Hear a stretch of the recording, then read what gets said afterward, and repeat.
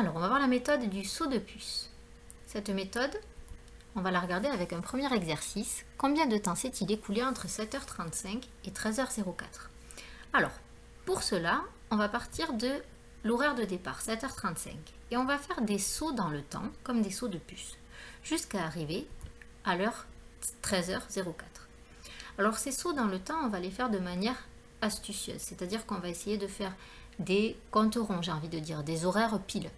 Par exemple, après 7h35, l'horaire pile, si je puis dire, qui arrive, c'est 8h. Et là, on calcule la durée qui s'est écoulée entre 7h35 et 8h. Entre 7h35 et 8h, il s'est écoulé 25 minutes. On continue à faire des sauts dans le temps jusqu'à s'approcher de 13h04. Alors à partir de 8h, je pourrais faire un saut d'1 heure jusqu'à 9h, puis jusqu'à 10h, etc. Autant aller directement de 8h jusqu'à 13h, puisque ça c'est assez facile. Entre 8h et 13h, il y a 5 heures. Et pour finir maintenant, c'est très simple. Entre 13h et 13h04, il y a 4 minutes. J'ai presque fini. Si je veux calculer la durée totale, il me suffit d'ajouter les durées de chacun des sauts que j'ai fait. Donc 5 heures plus 25 minutes plus 4 minutes, ce qui me donne 5 heures plus 29 minutes. On peut répondre à la question. Il s'est écoulé 5 heures et 29 minutes.